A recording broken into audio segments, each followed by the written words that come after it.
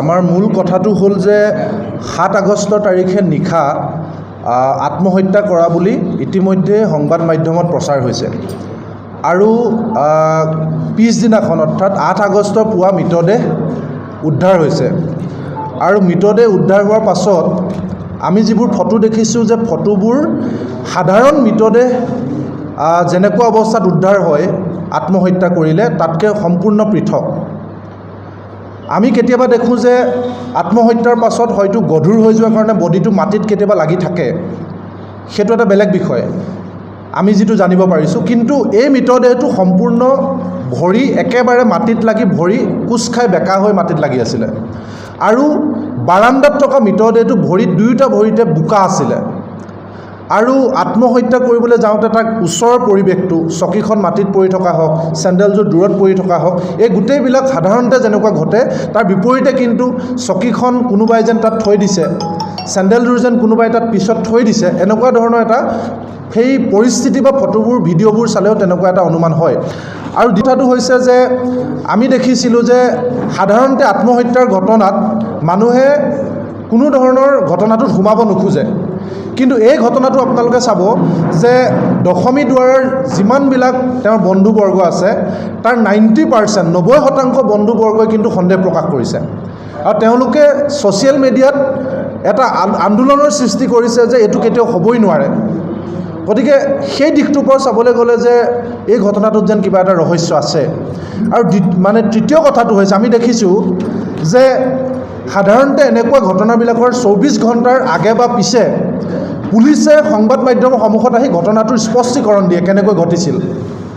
আৰু যিহেতু দশমী দুৱাৰা বন বিভাগৰ এগৰাকী কৰ্মচাৰী আছিলে, ডিপাৰ্টমেণ্টৰ এইটো দায়িত্ব আছিল যে তেওঁলোকে নিজাববীয়াকৈ এটা তদন্ত ঘোষণা কৰি আচল কথাখিনি ৰাইজৰ মাজত ৰখা। কাৰণ ৰাজহুৱাকৈ যেতিয়া এটা অভিযোগ উঠিছে, ৰাজহুৱাকৈ যেতিয়া এটা ৰহস্যৰ গুণ পোৱা বুলি এটা চৰ্চা চলিছে আমাৰ গোলাঘাটত লগতে অসমত, গতিকে বন বিভাগৰ দায়িত্ব আছিল তেওঁলোকে নিজাববীয়াকৈ তদন্ত কৰি আচল সত্যটো ৰাইজৰ সন্মুখত ৰাখা। কিন্তু আজি 7 আগষ্টৰ পৰা 14 আগষ্টলৈকে এসপ্তাহ ধৰি কাজিৰঙাৰ বন বিভাগে গোটেই ঘটনাটোৰ ৰহস্যজনকভাৱে মৌনতা অৱলম্বন কৰিছে। তেওঁলোকে না সংবাদ মাধ্যমৰ আগত ক'ব বিচাৰিছে, না পৰিয়ালৰ সন্মুখত মুখামুখি হ'ব বিচাৰিছে। কিয়? আৰু দ্বিতীয় ঘটনাটো দেখিছোঁ যে গোটেই ঘটনাটোৰ কিন্তু তদন্ত কৰি আছে এতিয়া কেৱল বোকাখাটৰ OC-গৰাকীয়ে। আপোনালোক সকলোৱে জানে যে কাজিৰঙাৰ বন বিভাগ আৰু বোকাখাট মহকুমা আৰক্ষী বা বোকাখাট আৰক্ষী থানা তেওঁলোকৰ সম্পৰ্কটো অতি ওচৰ। কাৰণ কাজিৰঙাত গড় হত্যাৰ ক্ষেত্ৰতে হওক বা কাজিৰঙাত যিকোনো ধৰণৰ ঘটনা ঘটিলে ইনভেষ্টিগেটিভ এজেঞ্চি হিচাপে ফৰেষ্ট ডিপাৰ্টমেণ্ট আৰু পুলিচ ডিপাৰ্টমেণ্টে যৌথ অভিযান চলায়। গতিকে তেওঁলোকৰ সম্পৰ্কটো অতি ওচৰ।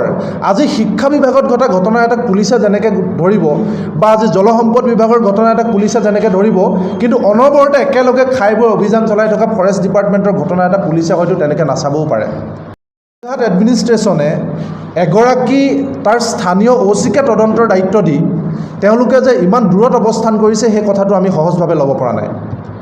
আৰু তৃতীয় কথাটো হৈছে আপোনালোকে সকলোৱে জানে যে আমি অভিযোগ পাইছোঁ যে কেইদিনমানৰ আগতে এগৰাকী হোমগাৰ্ডৰ লগত দশমী দুৱাৰাৰ কাজিয়া হৈছিল আৰু হোমগাৰ্ডজনে হেনো কৈছিল যে তোক আমি চাই ল'ম। আৰু এটা অভিযোগ উঠিছে যে কেইদিনমানৰ আগতে দশমী দুৱাৰা যিটো কোৱাৰ্টাৰত আছিলে সেই কোৱাৰ্টাৰটোৰ পৰা সলনি কৰি চুকৰ ফালে এটা আছুতীয়া কোৱাৰ্টাৰত থাকিবলৈ দিছিলে এগৰাকী সহকৰ্মীৰ লগত।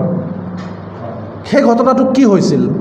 কিয় হোমগাৰ্ডজনে তেওঁক চাই ল'ম বুলি ক'ব লগা হৈছিল আৰু কিয় হঠাৎ তেওঁৰ কোৱাৰ্টাৰটো সলাই দিব লগা হৈছিল? আৰু কোৱাৰ্টাৰটো সলাই দিয়াৰ পিছত কিন্তু 3-4 দিন ধৰি তেওঁৰ বান্ধৱীগৰাকী তেওঁৰ লগত নাছিল। আৰু শেহতীয়াকৈ আমি গম পাইছোঁ যে এগৰাকী DFOয়ে অনা অসমীয়া DFO এগৰাকীয়ে দশমী দুৱাৰলৈ কেইদিনমানৰ আগত এটা মেছেজ দিছিল। মেছেজটো অশ্লীল বুলি আমি জানিব পাৰিছোঁ। কি অশ্লীল মেছেজ দিছিল সেই কথাটো পুলিচে তদন্ত কৰিব লাগে ভালকৈ। যে DFOগৰাকীয়ে সাধাৰণতে আমি দেখোঁ যে ওপৰৰ যিবিলাক অফিচাৰ, আৰু আমি এইটো ক'বলৈ কুণ্ঠাবোধ নকৰোঁ যে বহু অনা অসমীয়া অফিচাৰৰ এনেকুৱা আমাৰ অসমৰ যুৱতীৰ প্ৰতি কিছুমান দৃষ্টি থাকে, সকলোৰে নহয় কিছুমানৰ, আৰু তেওঁলোকে প্ৰভাৱ খটুৱাই সেই আমাৰ সহজ সৰল অসমীয়া যুৱতীবিলাকক তেওঁলোকে ব্যৱহাৰ কৰিব বিচাৰে বিভিন্ন ক্ষেত্ৰত। গতিকে এটা মেছেজ দিছিল, পৰিয়ালৰ লোকে কৈছে মেছেজটো অশ্লীল আলি বুলি শুনিছোঁ, অশ্লীল হেনো। গতিকে কি অশ্লীল মেছেজ দিছিল, যিটো কথা দশমী দ্বাৰা তেওঁৰ বান্ধৱী এগৰাকীক কৈছিলে।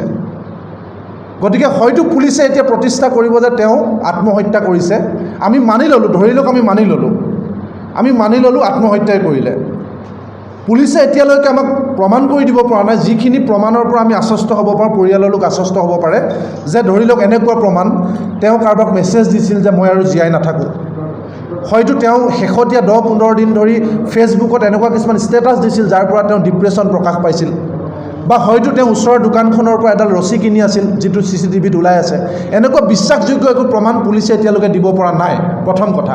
আৰু যদি দিয়েও, যদি পুলিচে আমাক CCTV ফুটেজ এটাও দি দিয়ে যে তেওঁ নিজে ৰছীডাল লৈ ওলমিছে, তেতিয়াহ'লেও আমাৰ এটা প্ৰশ্ন আছে যে আপোনালোক সকলোৱে জানে যে কমিটেড টু ছুইচাইড, এগৰাকী মানুহক মই বা কোনোবা এগৰাকী ব্যক্তিয়ে ডিঙি টেপি মাৰা বা গুলি কৰি মাৰা বা দা এখনে ঘপিয়াই মাৰা আৰু তেওঁক আত্মহত্যাৰ কাৰণে বাধ্য কৰোৱা সমান অপৰাধ, সমান মাৰ্ডাৰ, একেধৰণৰ হত্যাকাণ্ড।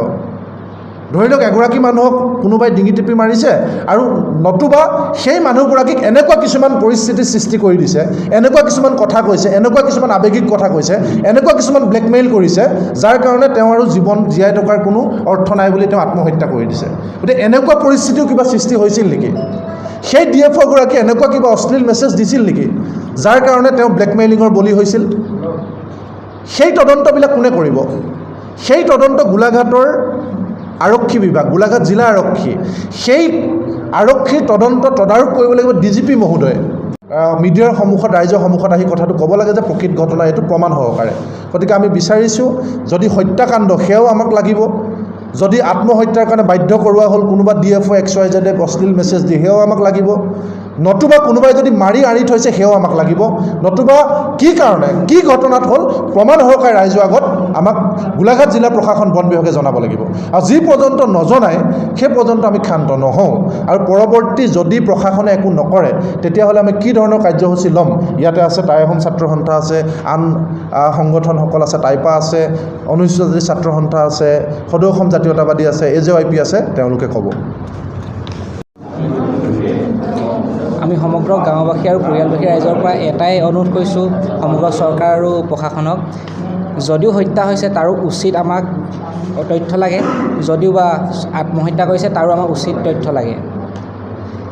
কাৰণ আমি সৰুৰ পৰা একেলগে ডাঙৰ হোৱা, মোৰ বাইদেউ, আমি কাহানিও কোনো কাৰণতে দুখ বা হেৰি পোৱা নাই, আৰু কোনো কাৰণে কোনো দিনায়ো মৃত্যুৰ সিদ্ধান্ত যেন ল'ব নোৱাৰে, সেইটো আমি ভালদৰে জানো।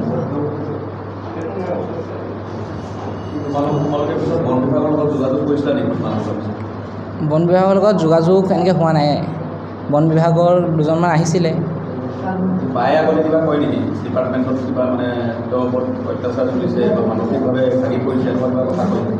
সেনেকুৱা মোৰ আগত পোৱা নাই, কাৰণ মোক ইমান লগ নাপায়, মই বিভিন্ন কাৰণত বিভিন্ন জেগাত ঘূৰি ফুৰোঁ মই।